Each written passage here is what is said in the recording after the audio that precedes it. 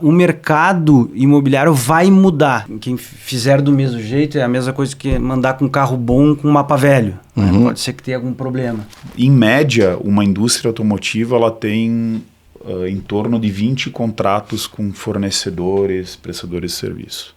Na construção civil, um empreendimento de 20 andares tem em média 400 contratos. Muda um pouquinho o cenário.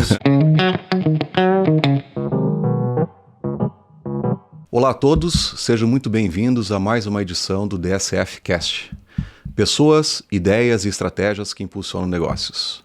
É o primeiro episódio de 2026, um ano que pretendemos realizar diversas edições, trazendo assuntos atuais, polêmicos e assuntos que contribuam para os negócios das empresas e dos empresários. Hoje vamos conversar um pouco sobre a reforma tributária e o impacto dela no mercado imobiliário. A reforma tributária, muito se conversou o ano passado e esse ano já estamos no momento de transição, de aplicação da reforma tributária. O mercado imobiliário, a gente já sabe, o mercado imobiliário é uma indústria que impulsiona muitos empregos, muitos negócios, gira muito dinheiro e é extremamente importante para a economia nacional. Então, nada mais importante do que a gente debater e verificar o que a reforma tributária pode ou não impactar, se vai trazer oportunidades, se vai trazer ameaças para o negócio imobiliário, enfim. Para isso, nós temos aqui hoje para conversar o sócio da DSF Advogados, Thiago Lunardi, especialista e head na área de direito imobiliário. Thiago, seja bem-vindo e vamos bater um papo aí sobre a reforma tributária e os impactos no mercado imobiliário. Obrigado pelo convite, Rony. O Diogo está aqui com a gente também, acho que vai ser um papo bacana. É um tema instigante, tu falaste em polêmica, acho que teremos bastante polêmica. E iniciar o ano tratando um tema como esse demonstra a importância do tema e a necessidade de considerá-lo ele como uma premissa nos negócios imobiliários. Né? Hoje a gente tem um movimento de transição e é importante a gente tratar disso e com pessoas competentes aqui como o Diogo, presidente da Ascom. Vamos lá. Já o Thiago já identificou quem é o nosso convidado, então é o Diogo Giacomello.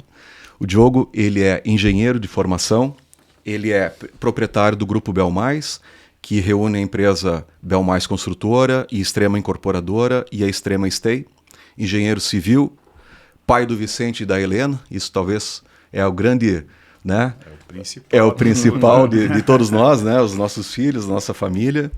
E presidente da Ascom, Associação dos Construtores da Região dos Vinhedos.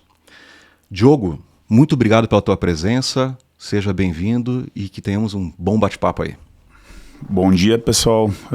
Obrigado pelo convite, Rony, Thiago, por estar participando então, né, do primeiro, né, podcast do ano aí, do DSF Cast, né? Muito obrigado e vamos bater um papo aí sobre esse assunto que eu acho que é bem relevante e vai impactar com certeza não só o mercado imobiliário, né, mas eu acho que a economia em geral do Brasil e nos próximos anos. Perfeito, perfeito. Então, para a gente começar o bate-papo aqui, uma perguntinha bem simples aqui. Quais são as expectativas de vocês para o mercado imobiliário 2026? Seja do ponto de vista dos operadores do mercado, que é os construtores, as incorporadoras, seja do ponto de vista do consumidor que vai estar adquirindo as propriedades, seja do ponto de vista do investidor, aquele que está de olho no mercado, se a opção imobiliária vai ser uma boa opção como investimento para 2026. O que vocês acham? Vamos lá, Diogo. Bom, eu acho que o setor, né, para o ano de 2026, ele tem um cenário bem otimista. A gente falando com as empresas e acompanhando as notícias, eu acho que para esses três lados aí que tu citou, eu acho que vai ser um ano bem interessante. Houveram algumas alterações de regras, de programas, né, habitacionais, né, principalmente na principal faixa e na principal demanda que o mercado exige, né? Porque o Brasil hoje ainda tem um déficit habitacional gigantesco, né? Então, houveram algumas mudanças nas regras do programa Minha Casa Minha Vida, né? Ampliando, né? A faixa aí de abrangência aí de clientes, né? Então, a gente vai conseguir trabalhar com um mercado muito maior. Então, isso é muito bom também, né? Para o ramo das incorporadoras, né? Também houve reajustes também de tetos, né? De valores de vendas dos imóveis também, que era necessário, se fazia necessário, porque tinha uma defasagem muito grande, né? Houve, principalmente depois da pandemia, ocorreu uma incidência muito, muito grande de aumento de valores de insumos, e isso não foi corrigido muito bem nos valores dos imóveis. Então também acho que com esse aspecto de correção de valores, né? Então também vai ajudar muito as construtoras, né? Tá vindo uma nova faixa aí, né? Por financiamento, que é o programa sempre trabalhou com faixa 1, 2 e 3, né, que abrangia mais as famílias de baixa e média renda, né? Então hoje a gente tem a criação do faixa 4, né, que vai contemplar então uma faixa maior de clientes aí, né? Renda de até 12 mil, né? Até legal. 12 mil. Então, né, amplia bastante, né? Amplia bastante também. Houve também uma mudança também, né? Porque o Minha Casa Minha Vida, ele trabalha com o fundo de garantia, né? Com a verba do fundo de garantia, mas também houve uma mudança que eu acho que é bem significativa, porque a gente está falando, então, o programa Minha Casa Minha Vida, ele trabalha mais com aquele primeiro imóvel, né? Sim. Mas também a gente não pode deixar de pensar naquela família que já está querendo, que cresceu, que está querendo ir para um segundo imóvel, né? E a gente tinha um pouquinho de restrição, né, no mercado para essas famílias buscarem um recurso, né? Então também houve uma mudança agora, né, para o financiamento da poupança, que é o SBPE, né, que aumentou o valor de 1,5 milhão para 2,250 milhões. Então também é uma mudança bem significativa. Bom. Acaba abrangendo uma faixa maior. E o outro lado que tu comentou, para essa parte de investimentos, eu acho que para isso o mercado imobiliário ele é constante, né? Ele é sempre um bom local, é um local seguro para o investidor, né? A gente tem diversos produtos, né? Desde os mais antigos lá que trabalhavam com investiu em terrenos, né? Que daí é um investimento mais a longo prazo, mas hoje a gente tem uma gama variada de produtos e cada vez aparecendo mais produtos. Então, acho que o mercado está bem movimentado também para essa área de investimentos imobiliários. Então, acho que a perspectiva para 2026, eu acho que é uma perspectiva boa, sim, para o mercado. Acho que, apesar de ser um ano político, que muitas vezes isso influencia, né? O pessoal fica meio... Mas também, às vezes, melhora porque tem liberação de crédito, muitas vezes, né? Que foi o que aconteceu, né? Mas eu acho que o ano de 2026 vai ser um ano bom aí para o nosso setor. Thiago?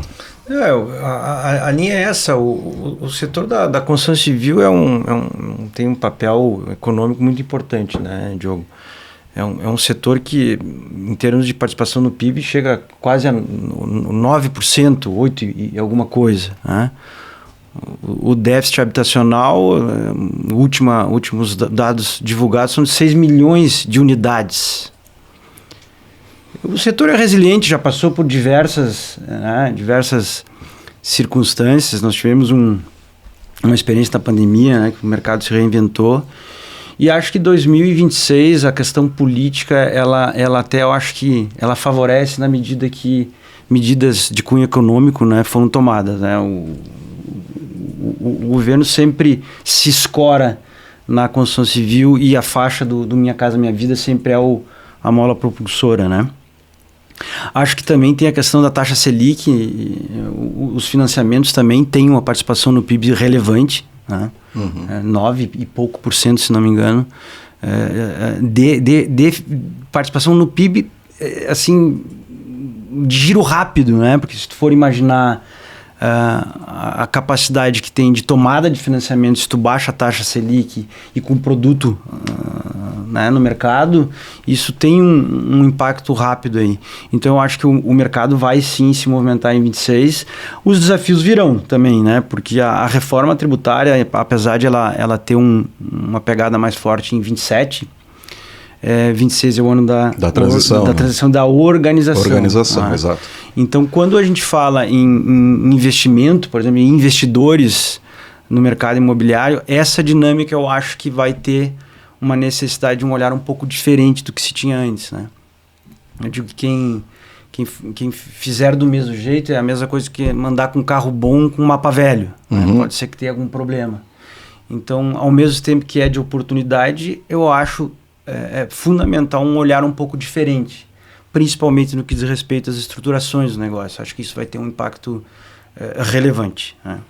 Mas é um cenário positivo, concordo com o Diogo. Na prática, então, Thiago e Diogo, o que a reforma tributária traz de novidade, né? O que ela modifica nessas relações, seja com o consumidor ou até mesmo na estruturação dos negócios, como tu colocou, Thiago? Né? Quais são as novidades que nós vamos enfrentar? E aí os pontos de atenção, especialmente, que temos que ter? A reforma, eu acho que para o setor da construção civil, ao contrário da indústria, que já tinha uma familiaridade com a relação débito e crédito, né? Muda o mindset, muda um pouquinho a forma de pensar. A precificação, por exemplo, quando a gente olha para a precificação e para mercado, né? Hoje nós vamos ter que entender que uma coisa é o valor do imóvel, outra coisa é o preço. Né? Porque a reforma tributária, a gente tem que botar isso assim de uma forma bem clara, ela é uma reforma de consumo. Quem vai pagar o tributo é o adquirente. Então, pensando assim, uma linha normal, reta de incorporação e venda, nós teremos o preço da unidade e mais o tributo. Isso nunca experimentamos, né, de o cliente enxergar, né, o preço da unidade e o tributo. O preço cru, real. E isso vai ter uma possibilidade da percepção, né? De percepção e de capacidade de comparação das pessoas também, né? Quanto custa aquele imóvel? Isso eu acho que vai ter um impacto relevante. A outro ponto que eu acho importante a gente entender é que a reforma tributária ela é de base ampla. A relação do mercado imobiliário com seus fornecedores também vai mudar. Né? Toda aquela relação que eu tenho do início da aquisição do terreno à venda final, ela tem dinâmicas de tributação diferentes, porque até a implementação total, que é em 33, nós vamos conviver com 2 regimes. Né? Então eu posso, um exemplo básico, eu posso estar com uma incorporação já no regime de transição e posso estar negociando com fornecedores no regime antigo, com o Simples Nacional, com a dificuldade de relação de débito e crédito. Então a parte financeira de estruturação de negócio, ela vai ter um olhar diferenciado. Eu vou ter que entender a jornada inteira. Eu não vou olhar para o VGV. Né? Até porque, né, Thiago e Diogo, um empreendimento, muitas vezes, ele inicia agora com um tipo de precificação, com um tipo de tributação, e quando ele terminar e for entregue, é outro cenário, não é verdade? Tem que compreender essa transição toda. Inclusive, Rony, o Diogo deve estar também acompanhando isso de uma forma direta.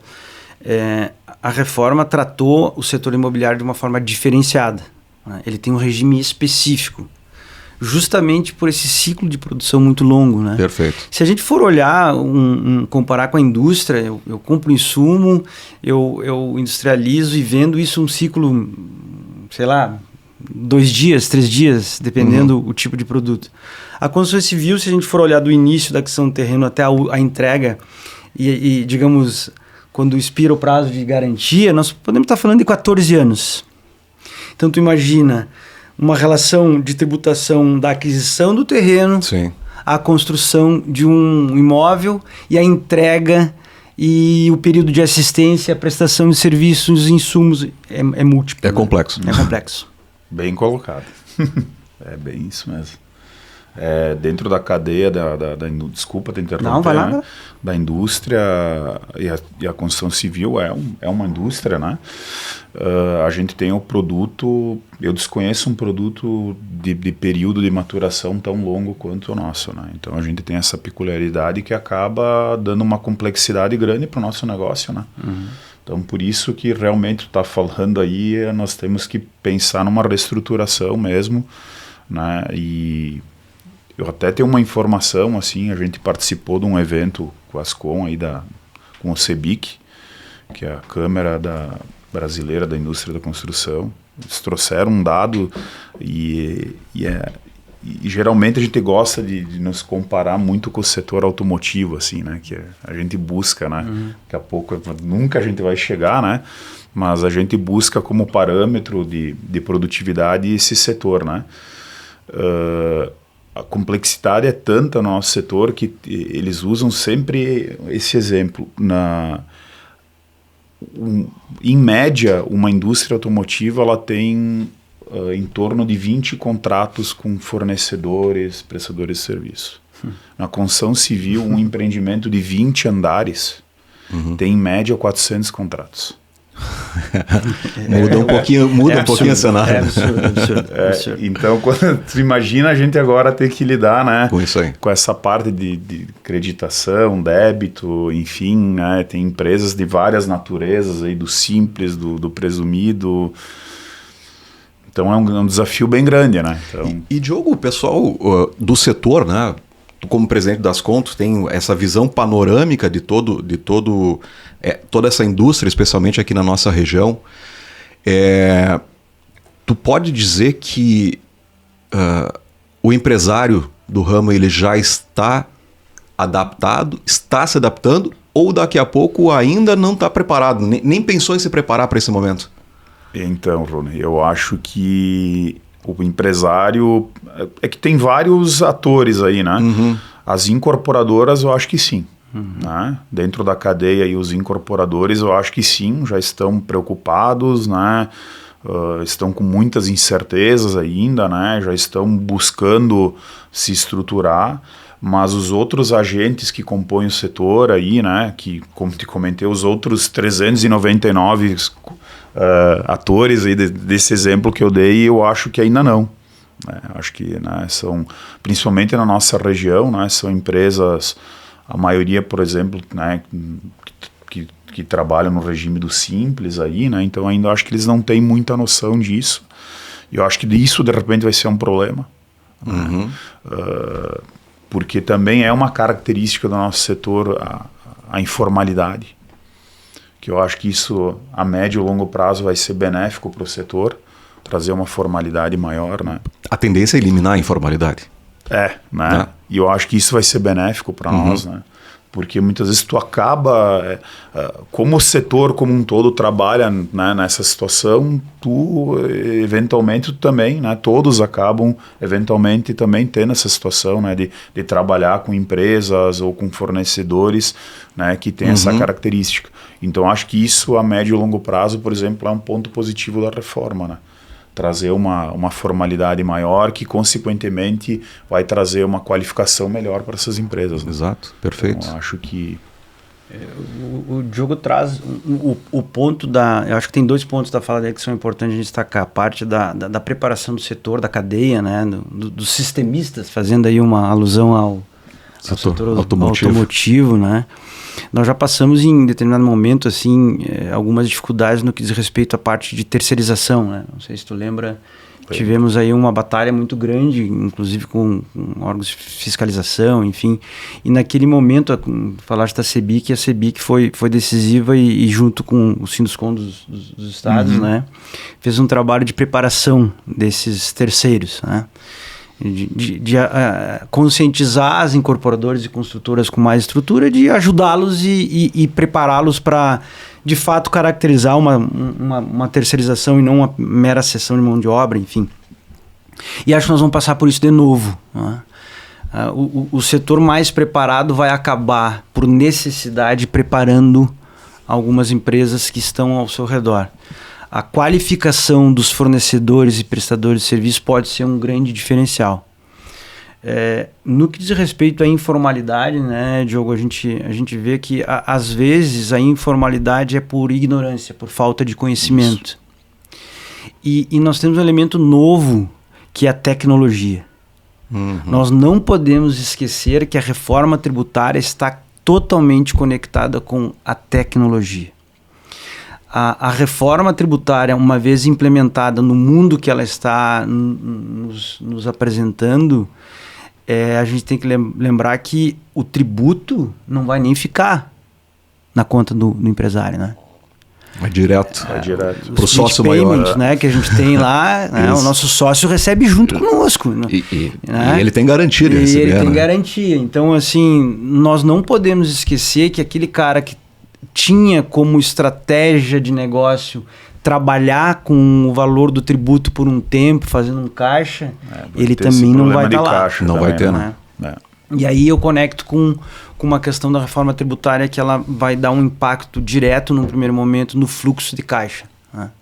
Nós não podemos esquecer que a construção civil ela tem momentos de recebimento muito significativos, né? que são ali a entrada, aquele momento inicial, mas ao mesmo tempo ele tem o percentual do marketing que já sai na primeira largada, ele já tem as fundações, ele vai indo, né, vendendo, e ele realiza de fato na entrega. Né?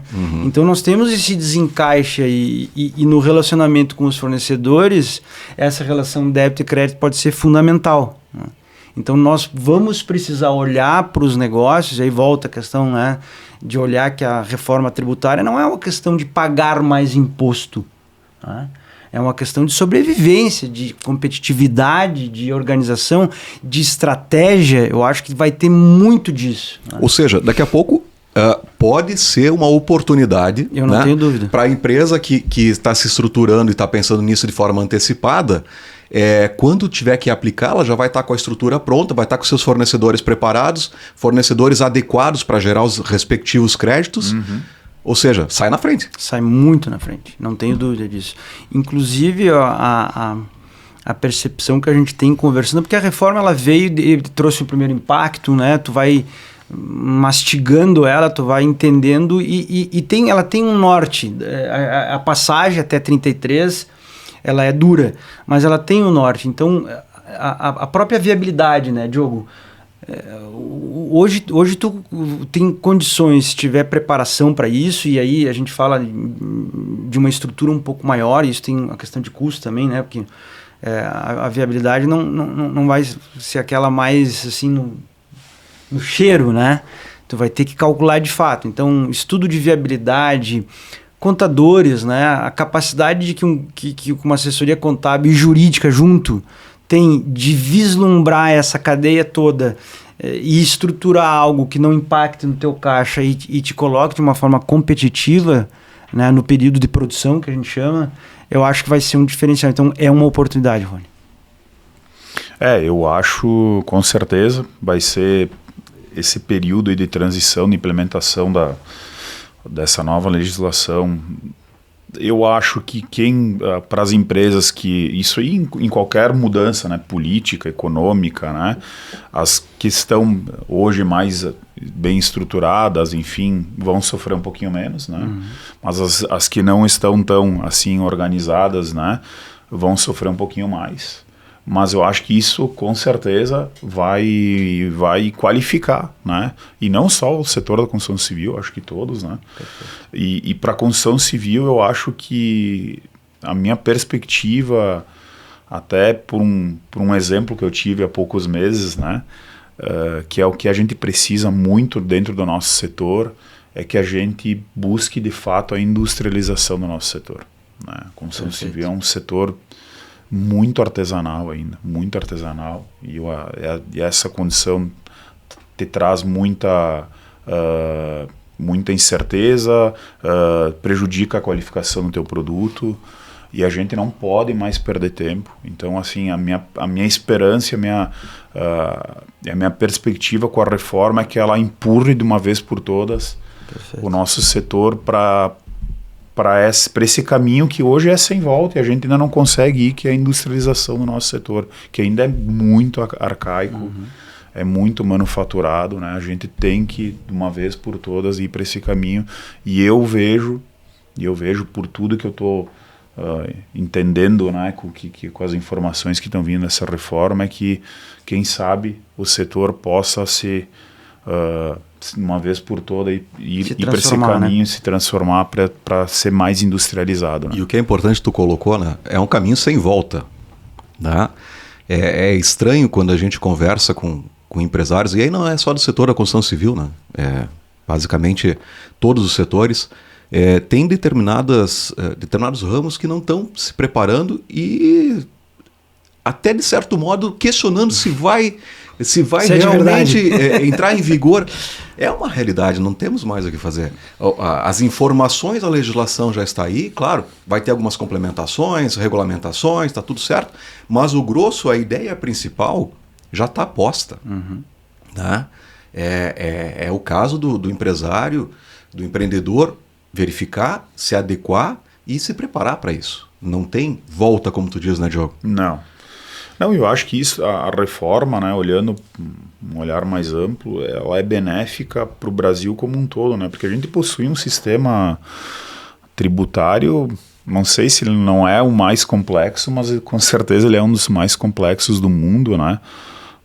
E isso aí é um ponto negativo até para atrair, né, os investidores, né, externos, né? As pessoas não sabem, né? É impossível saber como é que é a regra aqui no Brasil, né? É impossível. Então eu acho que a reforma ela vai unificar um pouquinho isso, vai trazer mais clareza, né? E aí, consequentemente, traz mais segurança para o investidor externo. Eu acho que isso, a médio e longo prazo, vai ser benéfico para o Brasil como um todo, né? Então acho que a reforma também tem esse caráter, né? De trazer mais limpidez, né, para o nosso mercado e trazer, eu acho que a médio e longo prazo, mais investimento externo, porque o Brasil a gente muitas vezes desmerece o nosso país, né? Mas é uma potencialidade enorme, né? Somos um país aí que poucos no mundo, né?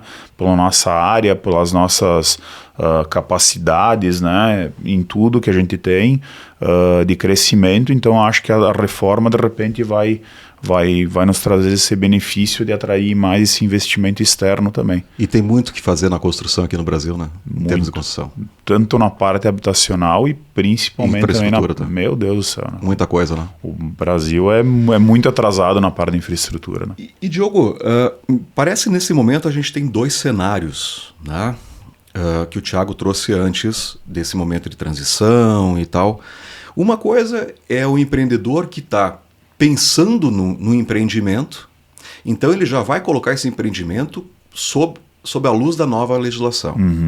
Agora, aquele empreendimento que começou a execução dele o ano passado, por exemplo, a entrega vai ser em 2028, 2029, aí já teve uma precificação, já teve um cálculo todo feito com uma determinada legislação, provavelmente não olhou a reforma tributária, seus impactos.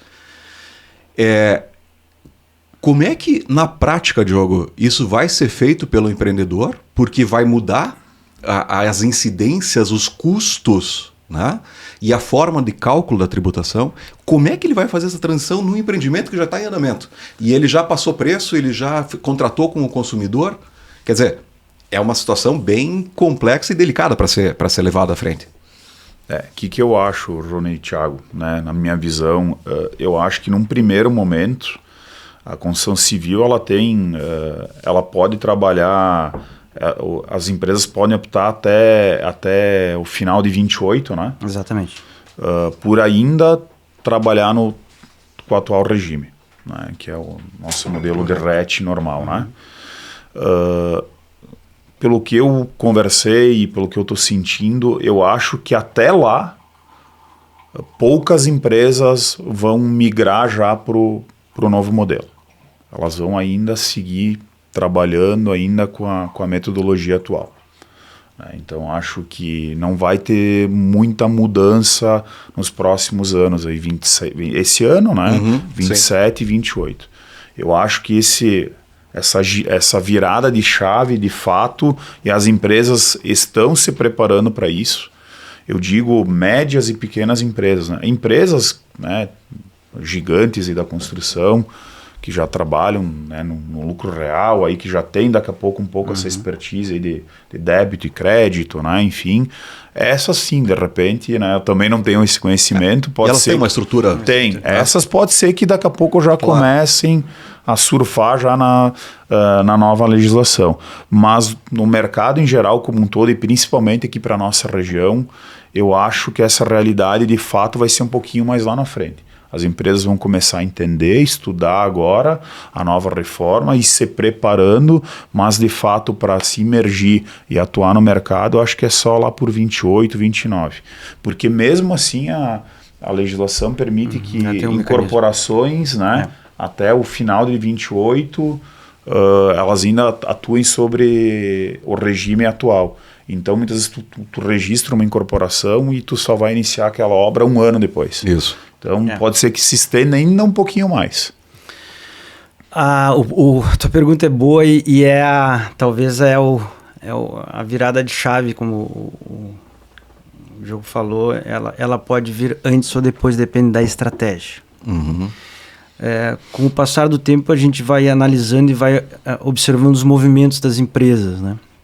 Então, a reforma tributária, ela pensou nisso também, e ela tem um regime de transição. Hoje, a tributação das incorporações, principalmente, né, que é o que nós estamos aqui focando, que é a mola propulsora de tudo isso, ela já tem uma tributação diferenciada, que é o RET, né? O RET, ele reúne todos os impostos, imposto de renda, contribuição social, PIS, COFINS, etc., e numa alíquota de 4%. Existe o procedimento de uma instituição de patrimônio de afetação, que é uma opção que tu faz, junto à Receita, tu segrega aquele empreendimento e tributa em 4%. A reforma olhou para isso, acho que a CEBIC e todo o setor da construção demonstrou de uma forma muito contundente o perigo que seria isso. Fizeram o trabalho de casa. Fizeram o trabalho. A CEBIC tem sido muito atuante no que diz respeito às alterações, na regulamentação também, agora que está para vir, eles têm atuado muito. Então, quem tem uma incorporação registrada até 31 de dezembro de 28 pode optar pelo regime de transição. O que é o regime de transição? O CBS e a IBS nos mesmos percentuais somados junto com os demais tributos vão resultar na mesma tributação de 4%. Mas o que a gente precisa analisar é o seguinte: o fato de eu ter uma incorporação registrada em junho desse ano, eu vou ter que olhar porque eu vou começar a adquirir insumos e serviços e ter fornecedores, claro, que eu já posso, né? Se eu não estiver no regime de transição, estiver no regime regular, trabalhar na relação débito e crédito. E ter ganhos interessantes aí. E aí é que vem aquela história da estratégia, do planejamento, da viabilidade. Então, se eventualmente eu empurrar muito o início da minha obra para próximo de 29, eu tenho dúvidas, Diogo, se não é vantajoso, né, eu ir para o regime regular, porque no regime de transição dos 4% eu não posso ter o débito e o crédito. Não. Então... Tem que fazer cálculo. Então. Eu tenho que fazer cálculo. Né? A gente tem conversado muito com os incorporadores e a gente acaba nessa frase. Né? Precisamos fazer cálculos. Né? Sim. E a relação com os investidores, por exemplo, né? Se eu imaginar que tem um investidor contribuinte, né? Porque nós temos também um tratamento... Nem todo mundo que vende imóvel é contribuinte regular na reforma tributária. Né? Eu tenho lá os seus requisitos, venda de 3 imóveis... valor de 240 mil, então tem lá os seus critérios. Mas se eu olhar para um investidor profissional, vamos chamar assim, né, talvez aquele investidor ele queira sim um regime regular para que ele tenha o crédito, né, Diogo. Então eu acho que é por isso que eu digo que é uma questão de estratégia e de transformação do mercado. O mercado imobiliário vai mudar, isso eu não tenho dúvida. A profissionalização, a inteligência no mercado jurídico, ela vai ser um diferencial competitivo. Né? Se eu construir muito bem, se eu tiver uma excelente pós-obra, a conta pode não fechar. Né? Então, o produto, a parte comercial, ela é importante. Obviamente que ter competitividade de preço, né? Ter qualidade de obra, isso não vai mudar. Mas abaixo disso ou junto com isso eu preciso ter a estruturação. Então quando tu falas assim, o que vai acontecer? Talvez, dorzinho de barriga que venha, seja a relação dos contratos com os fornecedores. Né? Porque a reforma tributária, ela não é um fator determinante para um equilíbrio econômico-financeiro dos contratos privados. Né? Tu falaste antes, Rony, que o empresário não olhou para isso, né? Mas a lei não vai perdoar. Né? O fato de ingressar em plena vigência em 2033, ou nesse regime ali de 29, que começa a alíquota ser maior da CBS e BS, eu não posso simplesmente bater na porta de um fornecedor e dizer para ele assim, preciso fazer um reequilíbrio econômico-financeiro no meu contrato em razão da reforma tributária, salvo se eu tiver isso disposto de comum acordo nos próprios contratos. Então, dependendo da época que eu contratei, eu não vou ter isso no meu contrato. Então, o miolo da cadeia ali, né, que a gente tem na construção civil, a gente pode ter o desafio em que pese a reforma ter auxiliado de manter a carga tributária, eu posso ter desencaixes de obrigações contratuais nesse relacionamento com fornecedores. Então, acho que isso é um ponto que pode dar uma dor de barriga. E aí, Diogo? Tá de acordo? Tô de acordo.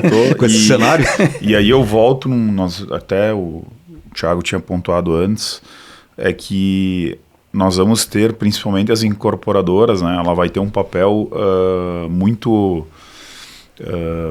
forte, muito grande de coordenar o restante dos atores aí, né, da nossa cadeia, né, que são as empresas menores, os nossos fornecedores, que eu acho que é eles que ainda não estão tão preocupados assim, né.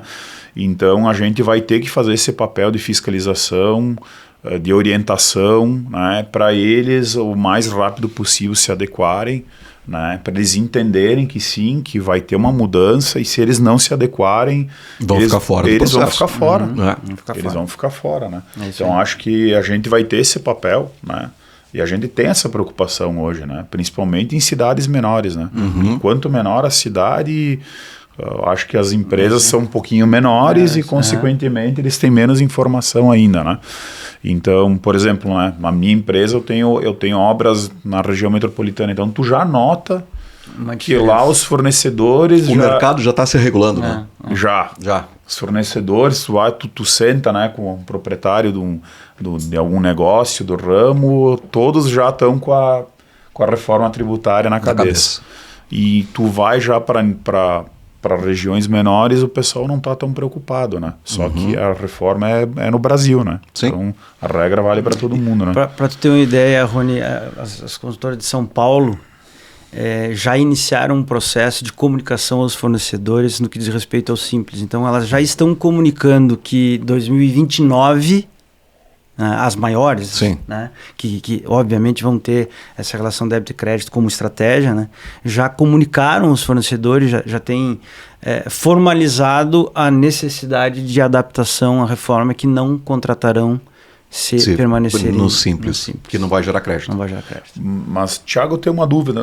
As empresas do Simples, elas não têm uma exceção de migrar para um modelo híbrido, alguma coisa assim, que ela vai gerar crédito? A regulamentação tem que vir para isso, né?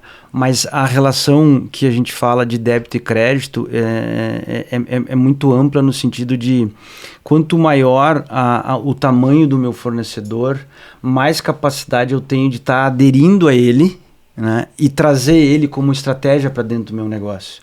Então a ideia dessas incorporadoras é que saiam do Simples e se reestruturem do ponto de vista fiscal e contábil.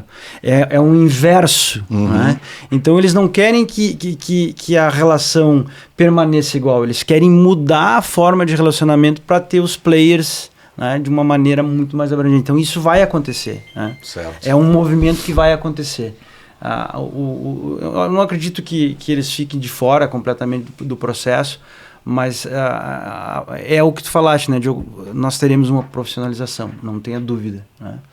E junto com essa profissionalização vem a questão também que eu falei antes da tecnologia, né, dos controles fiscais na construção civil também, né, e de informações. Nós não podemos esquecer que nós temos, junto com a reforma tributária, a criação do CIB, né, que é o Cadastro Imobiliário Brasileiro, né, a identificação. Então, hoje, a gente tem um horizonte para daqui uns 2 anos, todos os imóveis terem sua carteira de identidade. O CPF, né?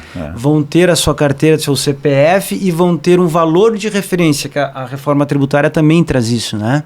A reforma tributária trouxe um conceito de precificação dos imóveis com base nos critérios de mercado. Então, as operações hoje, eu vou fazer uma operação com um imóvel, uma permuta, uma dação, enfim, e vou considerar que aquele imóvel vale 1 milhão. Né? Eu até posso, na minha estrutura de negócio, considerar 1 milhão. Mas com o valor de referência, a tributação vai ser pelo valor de mercado. Sobre o valor de referência. E aí pode ser que seja 2. Né? Então, o impacto tributário disso vai ser gigantesco. Então, o conjunto da obra toda, voltamos para o ponto, né, Diogo, de o setor se organizar, evoluir, se profissionalizar desde a aquisição do terreno, desde da famosa terraplanagem lá, né? Nós vamos ter que mudar desde o início, porque como é em cadeia, eu preciso vir, o princípio da não cumulatividade é isso, eu vou pagando, vou me acreditando, então tem que iniciar a jornada de maneira completa, né? Então isso vai acontecer. E ficou bem claro, né, a questão de débito e crédito, que é um diferencial que vamos ter se quem se estruturar antes, quem pensar nisso antes pode estar tendo dando um passo à frente dos demais, né? Questão dos fornecedores, mas a reforma tributária também atinge as estruturações dos negócios do ponto de vista societário. Hoje nós utilizamos determinadas personalidades jurídicas, né, Tiago? Uma SPE, uma SCP, enfim. Isso também vai ser atingido e aí eu tenho que pensar em novas estruturações do negócio? Elas não vão acabar, mas elas vão mudar. Vão mudar. Né?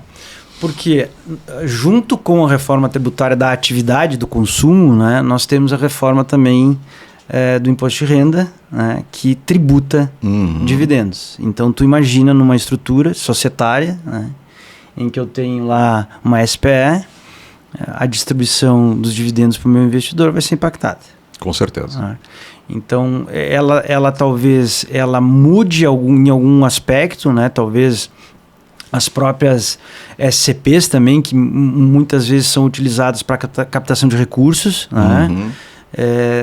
Talvez para o investidor, e aí numa relação de débito e crédito, do resultado, vai depender muito do resultado daquela operação. Bom, eu vou pagar mais tributo, eu vou ter a tributação dos dividendos, mas aquela empresa, aquela sociedade com a capacidade de construção, de entrega e organização dela, ela tem um potencial de retorno de investimento que para mim tá valendo a pena, mesmo com aquela tributação. Então, tu vê que já vai separar, né?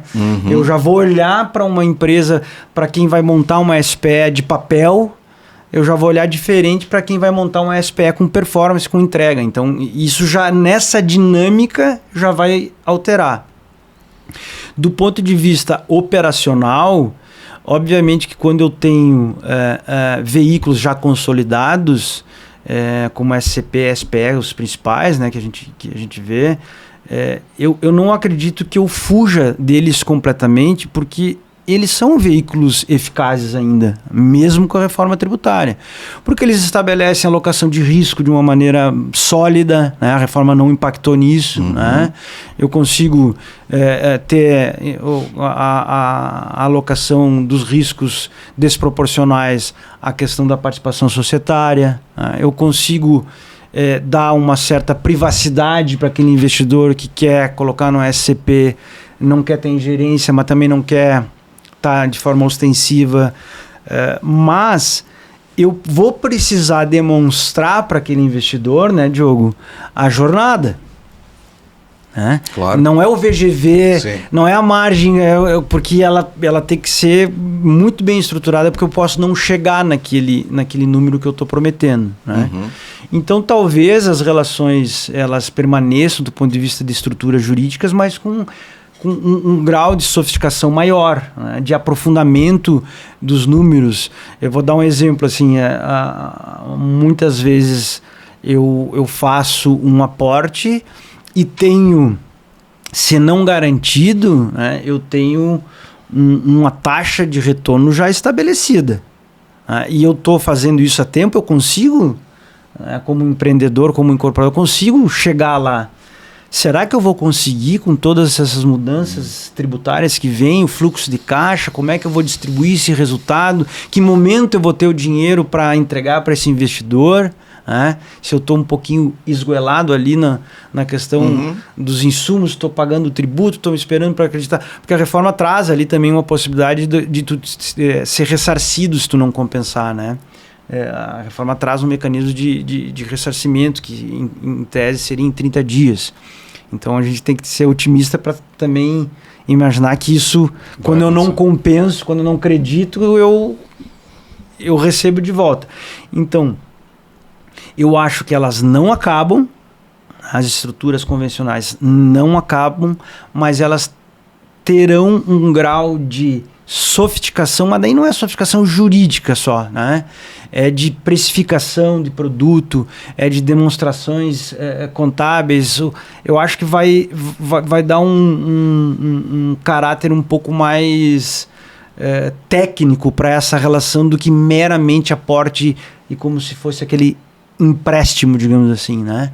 A participação do investidor vai ter que ser um pouco mais qualificada também nos empreendimentos e nos investimentos. Algum risco, Diogo, disso intimidar o investidor, na tua opinião, ou é uma questão de acostumar, o pessoal vai entrar na regra do jogo e vai se adaptar aos investimentos? Rony, eu acho que sim. Eu acho que não vai ter esse risco, na minha opinião, né? Porque historicamente é até cultural nosso aqui no Brasil. A gente nota, né, que o investidor ele tem esse apreço pelo mercado imobiliário, né? Então, por várias questões, né? Gosta enfim, de tijolo, né? Entendeu? Né? Eu tenho um terreno. É o bem de raiz, né? Tá lá, sabe? É palpável. É isso, né? Então, eu acho que o investidor ele vai buscar informação, né? Ele vai entender, né, como é que vai agir essa nova reforma. Eu acho que ele vai se adequar a isso, né? Então, eu não consigo ver, né? Não consigo acreditar que isso vai reter, né, de certa forma, o investidor, né, de vir a investir, né, perdendo a redundância, participar do mercado. Acho que não. Acho que o investidor vai se adequar, né, porque a gente, né, quanto a esse tipo de cliente ou investidor, eu acho que o ramo já é bem consolidado. Eu acho que sim, acho que isso não vai mudar. A gente fala muito do tijolo, né, do palpável, da terra, mas o mercado imobiliário também tem os fundos imobiliários. E que assumem um papel extremamente importante, né, na construção civil, porque fomenta. Né? Importantíssimo. Importantíssimo. 2025 foi um ano bem interessante para os fundos imobiliários. O que 2024 foi uma tragédia, 2025 compensou, deu uma equilibrada. A reforma não traz um impacto direto ou traz um impacto direto nos fundos imobiliários, na forma de investimento em fundos imobiliários, né? Primeira pergunta, primeira questão. E o que vocês... ninguém aqui tem bola de cristal, mas o que vocês imaginam que o mercado de fundos imobiliários vai andar em 2026? Vai repetir 25 ou vai repetir 24? Né? 25 foi bom. É uma expectativa que nós temos, que ele continue. Né? Mas, enfim, fundos imobiliários, o que vocês enxergam para 26? Quer começar? Eu acho que vai ser um ano bom também por essa perspectiva que eu trouxe de repente no início, né? Como vai estar aquecido o mercado da construção civil, né? Devido a todas essas linhas estarem, né, à disponibilidade dos clientes, então eu acho interessante, né, para esses fundos, porque eu acho que a gente vai ter um ano de muita obra, muita incorporação, então eu acho que vai ser um ano bom, e não só esse ano, e eu acho que a reforma traz um cenário bom para esse tipo de mecanismo, né, por causa dessa maior clareza, maior transparência que a gente vai ter no nosso modelo fiscal e tributário. Certo. Então eu vejo com bons olhos, né, essa parte dos fundos, né? Então fundos também, né, principalmente tem muito fundo de fora do Brasil, né? Então acho que isso também vai ser benéfico para o mercado, né? Então não só para 26, mas com certeza eu vejo com bons olhos a médio e longo prazo aí, que eu acho que é um plus bem interessante que a gente vai ter no mercado imobiliário. A reforma ataca alguma coisa, Thiago? Não, eu acho que o mercado tem espaço para tudo. Uhum. O mercado é gigante e tem espaço. Eu acho que os fundos desempenharam um papel importante de financiamento de obra, né? Uhum. No período em que os juros aumentaram, os recebíveis, as estruturações de crise, enfim, elas cresceram, né? Então isso é um dinheiro que veio de uma forma mais estruturada e talvez esse seja o ponto, né? Os fundos, eles possuem uma estrutura mais complexa, né? Mas já consolidada, né, Diogo? Hoje tu vê a securitização de recebíveis, enfim, isso tudo tem empresas muito sólidas já e é sério, né? Uhum. É um mercado que tem funcionado muito bem. Então, é claro que o governo também, no financiamento à produção, acho que vai entrar também com alguma coisa, né? E a própria diminuição do depósito compulsório também dos bancos, porque os bancos também têm um papel do financiamento à produção muito importante, né? Eles são um mecanismo também já consolidado de entrega do recurso para a construção vinculado ao financiamento das unidades, então é um sistema que também no Brasil ele funcionou muito bem sempre, né? Então eu acho que a reforma, ela não diretamente, mas indiretamente, ela sempre impacta, né? Porque a precificação muda, a gente não sabe, né, Diogo, por exemplo... Mas, desculpa, Thiago, mas de forma direta não tem uma mudança tributária, né? Não, direta eu acho que não. O que vai ter de forma muito contundente é o Diogo falou no início, a gente não prestou muita atenção, né? Mas ele fez uma referência do aumento do preço dos imóveis, né? Uhum. Aí é que a gente fica pensando se esse mercado de fato tiver aquecido e os preços subirem, né? Os fundos, né, Rony, acho que terão um ano de 26 também atrativo. Então é uma questão de olhar para o mercado de uma forma ampla. A reforma, ela vai indiretamente mexer com isso tudo, né? Mas o impacto a ponto de tornar um fundo de investimento imobiliário, seja ele de tijolo, né, ou de administração, enfim, eu não acredito. Eu acredito que ele tem tendência de ser protagonista também no ano de 26. Porque é um mercado que vem crescendo muito, né? Eu não saberia agora replicar o percentual de investimento que está sendo alocado em fundos imobiliários, mas é uma crescente, e 2025, com os resultados que apresentaram, né? O público investidor passou a olhar com outros olhos, né? E Diogo, dentro dessa questão toda que nós conversamos agora, de informação, de preparo do empresário, do empreendedor, para o cenário que está vindo, as associações, em especial, digamos, a Ascom, qual é o papel dela nesse momento de transição, nesse momento de passar informação, de dar assessoria, né? O empresário está recebendo esse apoio das associações, das entidades? Sim, né? A Ascom já desde o ano passado, né? Inclusive a gente fez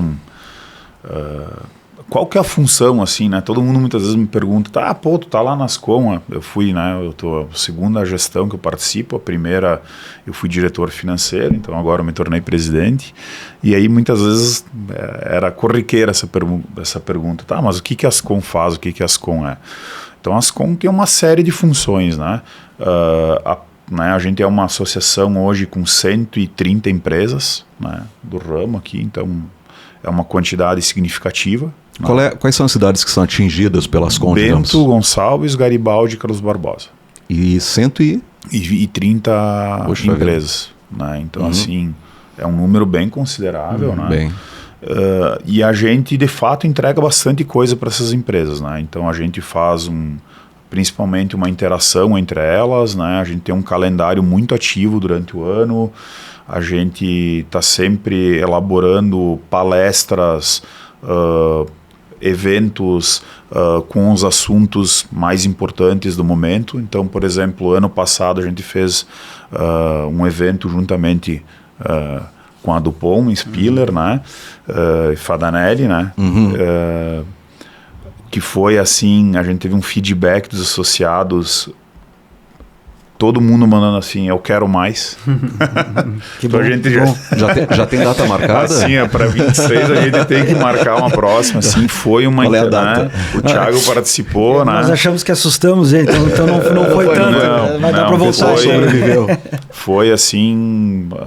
Teve uma quantidade de empresas enormes participando e o feedback foi altamente positivo, de fato. Isso foi o que a gente mais ouviu, a gente quer mais. Né? Então a gente já está desempenhando esse papel, a gente está trazendo junto aos órgãos ou as associações superiores a nós. Né?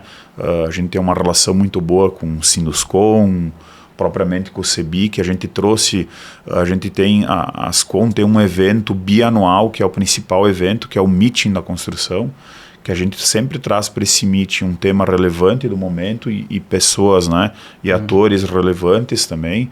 Então a gente trouxe o Pavinato, né, falando um pouquinho mais da economia, mas também a gente trouxe uma pessoa muito importante para o nosso setor, que é o José Carlos Martins, que foi presidente da CEBIC, né? Que sabe muito, então ele falou muito também sobre essa reforma tributária, né? Então esse evento do Meeting na Construção, a gente trouxe aí, foi no SIC, a gente contou com quase 300 pessoas nesse evento, então foi um evento almoço, assim, foi muito legal, foi um bate-papo muito bom, então a gente já está preocupado, né? E a nossa ideia como associação é vir mais forte ainda, né, nesses próximos 2 anos, esse ano que é de transição e a implementação para 27, então é trazer muita informação para o nosso associado, né, que assim, né, eles estão nos pedindo isso, a gente sente que o setor está carente, né, de informação, então a gente tem como planejamento fomentar o nosso associado com essa informação. A associação já tem um calendário para 26? Tem. Tu poderia adiantar alguma coisa que tu te lembra? A gente tem já agora, porque o nosso calendário ele é bem amplo, né? A gente tem desde de palestras técnicas, a gente tem visitas técnicas, então a gente inicia já 2026 com fevereiro com uma visita técnica a uma empresa de construção. Março é um mês muito importante para nós porque a Ascom completa 30 anos. Opa. Como associação. Parabéns antecipado. Obrigado. Então é um mês com bastante eventos, né? E depois a gente tem, né, um calendário, agora assim, não lembro, né, já de cabeça, assim, com algumas palestras técnicas, algumas missões técnicas também, né, para congressos, para feiras, né? A gente tenta levar o nosso associado para eventos, né, maiores, né, no nosso setor, para eles conhecerem o que está acontecendo, e a gente também introduziu e que vai acontecer para 2027 daí, que é o junto com o Meeting, é o nosso grande evento, que é a nossa missão internacional, que a gente fez a primeira ano passado, que a gente levou o nosso associado, foram 23 pessoas, né? A gente levou o nosso associado para a China, né? Que para nós, para o nosso setor é um espelho, né, a ser seguido. Então a gente tem agora essa meta de manter, né, a cada também 2 anos, né, esse planejamento. Vocês viram na prática a tecnologia aplicada na construção, né? A gente tomou assim, não é nem banho na realidade. Um choque. Então sim, a gente levou o nosso associado para ter esse choque de realidade. Então a ideia então esse ano a gente vai ter o Meeting novamente. Então a gente decidiu fazer essa divisão no calendário, né? Ano passado aconteceu o Meeting e a minha missão internacional. Então a gente tem essa ideia de dividir, né? Então um grande evento num ano, então vai ocorrer de novo esse ano o Meeting. E provavelmente pode ser que ele seja uma pauta também novamente em cima da reforma tributária, e para 2027 a nossa missão internacional, e fora esses eventos que eu te comentei, a gente está sempre desenvolvendo, sempre trazendo informações de maneira direta e indireta para o nosso associado. É a maneira de preparar o empresário, né, Thiago? Eu faço uma observação que a Ascom, a gente tem essa parceria e fizemos também um evento sobre vícios construtivos. A Ascom tem desempenhado, Rony, a gente que acompanha um papel fundamental também mais específico no que diz respeito à legalização e licenciamento de projetos, né? Diogo, aqui no Bento Gonçalves, que a gente vive um momento, diria assim, um pouco estranho, né? Então tem sido um órgão muito atuante de representatividade e tem trazido algo que é relevante, argumentos técnicos, né? A própria participação nos conselhos que a Ascom tem desempenhado tem sido muito mais técnico, né? Acho que isso, para fins de licenciamento de projetos, quando tu tem uma cidade em plena expansão, né?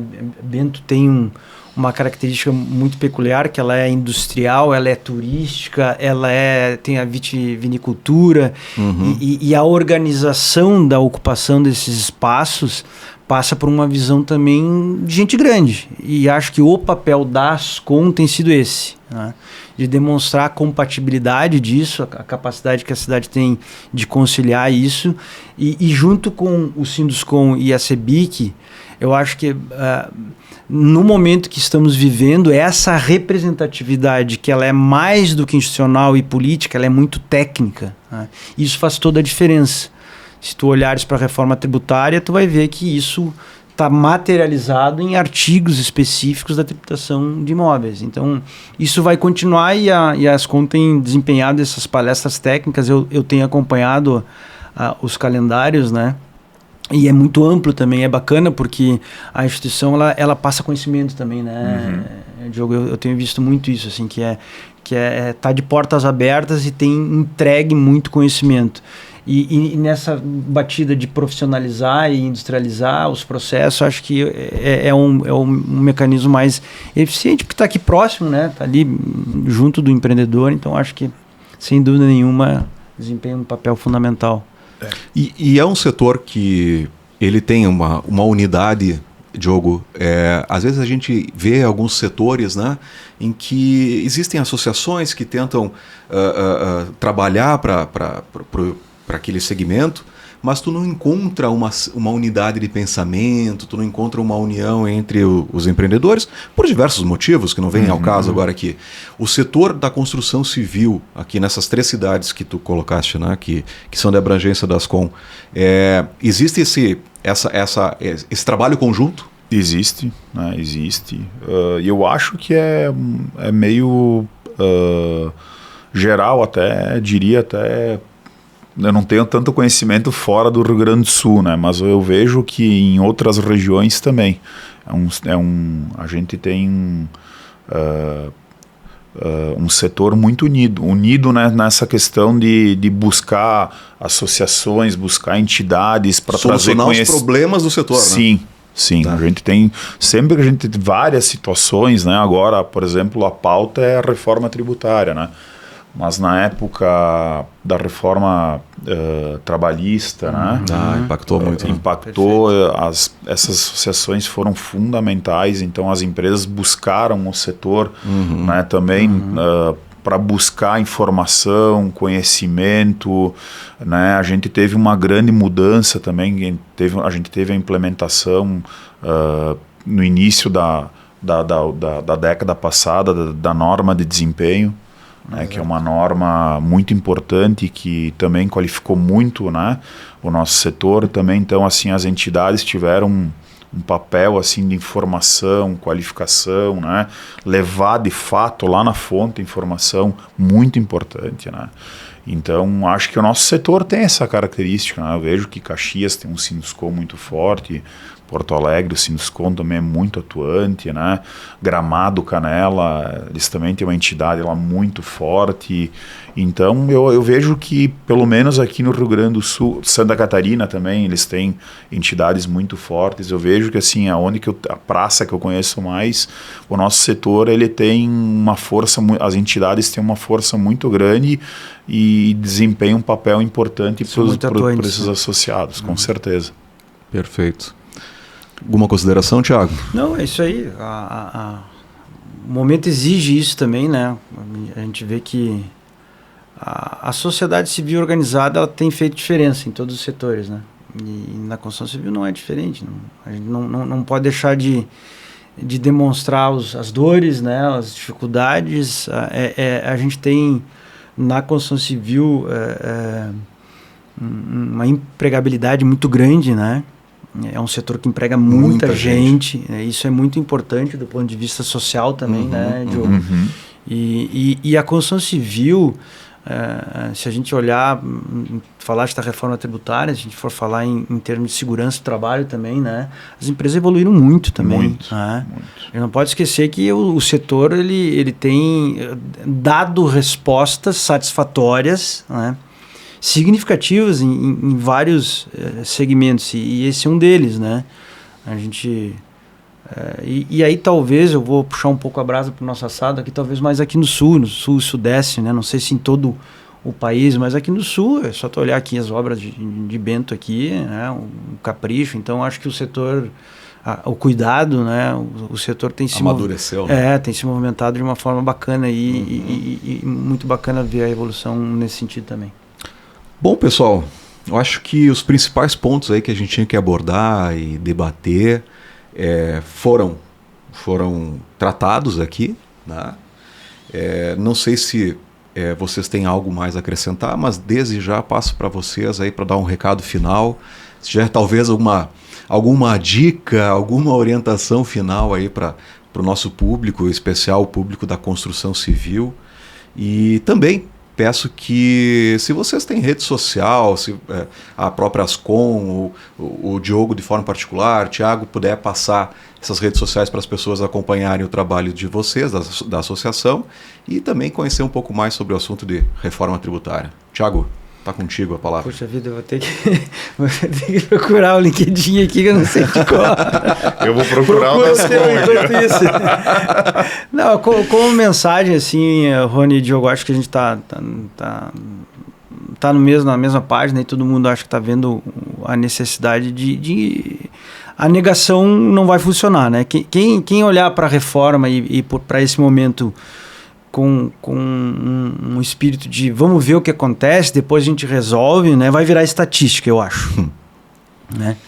E ao mesmo tempo, quem se preparar, quem se proteger, quem se organizar, vai sair na frente. Eu não tenho dúvida que nesses momentos de mudança, né, que a gente separa os nomes das crianças, né? É ali que a gente vê o potencial. Então, eu não deixaria uma mensagem de que o mundo vai acabar, que a reforma vai aniquilar todo mundo, mas eu também não deixaria aqui uma mensagem de que o jeitinho brasileiro vai resolver. Eu acho que nesse momento a reforma traz um período de teste, 2026, né? Nós temos que lembrar que tem a questão de nota fiscal. Por exemplo, a gente não falou aqui, mas o corretor vai ter que dar nota fiscal. Né? A incorporadora vai ter que dar nota fiscal. Nós vamos ter que ter um sistema preparado para isso, né? É uma mudança, sim, estrutural, substancial, e o recado que fica é esse. Olhem para isso, converse com os seus contadores. Os contadores têm um papel fundamental, mas não só para fazer cálculo de tributo, mas para ajudar na estratégia junto com o pessoal de custos, viabilidade, jurídico. Eu acho que é um momento de união de conhecimento, né, e preparação, porque a oportunidade vai estar na mesa. Quem estiver preparado... Quem sair na frente... vai ter... Bebe água limpa. Bebe água limpa. Né? É um momento que tem... O Diogo fala ali de clareza, de transparência, de segurança. Acho que ainda, Diogo, teremos uma dorzinha aí até chegar a 2033, né? Porque são 2 sistemas. Nós conhecemos aí, não vamos entrar no mérito, mas conhecemos o nosso poder judiciário, né? Conhecemos a dificuldade que é de um olhar uniforme, né? Uma análise econômica do direito nem sempre é feita nos julgados, né? Às vezes é muito mais jurídico do que econômico. Então é um momento de cautela, de preparação. Acho que todo mundo que estiver olhando com a mínima seriedade vai colher frutos. Né? É momento de olhar com seriedade, acho que essa é a palavra. Né? A competência, ela pode ter no processo construtivo, no desenvolvimento de produto, mas ela tem que estar também aflorada na estruturação operacional, financeira, jurídica. Acho que é um momento de olhar para isso também. Perfeito. Diogo. Bom, concordo, assim, tu resumiu muito bem aí, eu acho, o cenário aí que tá por vir, né, Thiago? E complementando também, trazendo um pitaco que tu falou antes, que tem essa vez, daqui a pouco tem gente que não tá levando a sério, né? E eu acho que não, né? Acho que tu colocaste bem antes, né? Acho que todo mundo tem que, algum momento, não, logo já, né? Todas as empresas no Brasil, de todos os setores, tem que se conscientizar que essa reforma veio para ficar, e veio para mudar o nosso jeito de atuar, né? É uma reforma tributária, fiscal, né? Mas ela vai ter impacto em todos os setores. É uma né? reforma de comportamento também, de cultura. Eu acho que ela vai ser, para o nosso setor, de repente, bem complexa, difícil de implementar a curto e médio prazo, né? Mas eu sou um otimista de carteirinha. Eu acho que a médio e longo prazo ela vai nos trazer frutos muito, muito, muito bons, né? Acho que a gente vai na hora do Brasil e principalmente do setor da construção civil mudar de patamar, virar a página, virar a chave. E eu acho que a reforma, eu tô com essa esperança que ela veio para dar esse empurrãozinho em nós. Perfeito. Maravilha. Né? Eu acho que sim, a gente vai, daqui a pouco vai sofrer. Eu sei que para alguns não vai ser tão boa no início, mas assim, né? Eu acho que assim, o resultado dela, acho que vai ser muito bom mesmo. Eu vejo com bons olhos o resultado final lá na frente. Então, acho que é isso, né? Ascom, falando da Ascom um pouquinho, né? A Ascom tá de portas abertas aí, pessoal, para quem quiser conhecer, nos sigam aí nas redes sociais.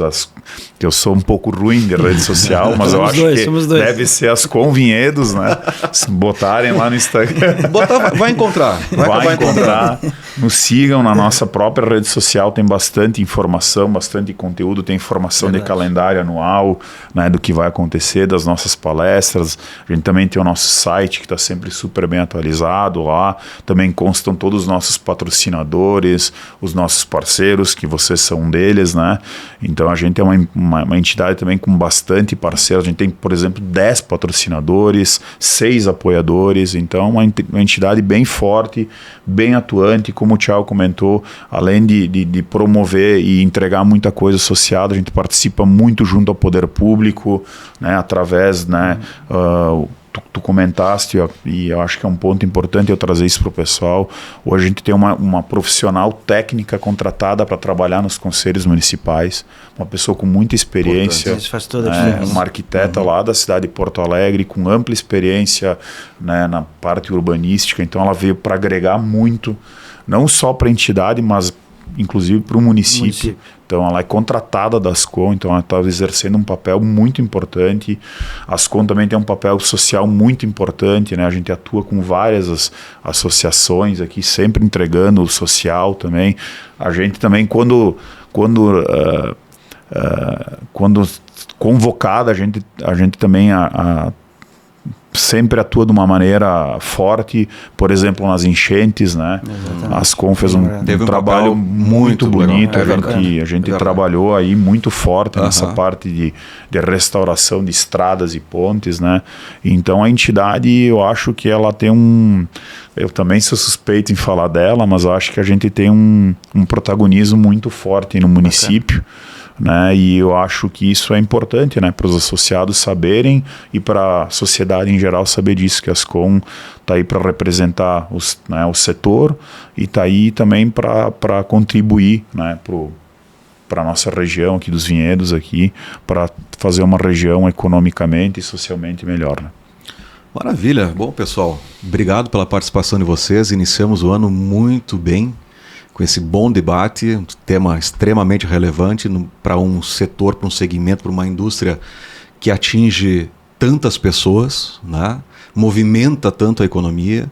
Eu acho que esse debate a gente até pode renovar ele conforme vamos vendo as evoluções aí da reforma tributária e do mercado como um todo.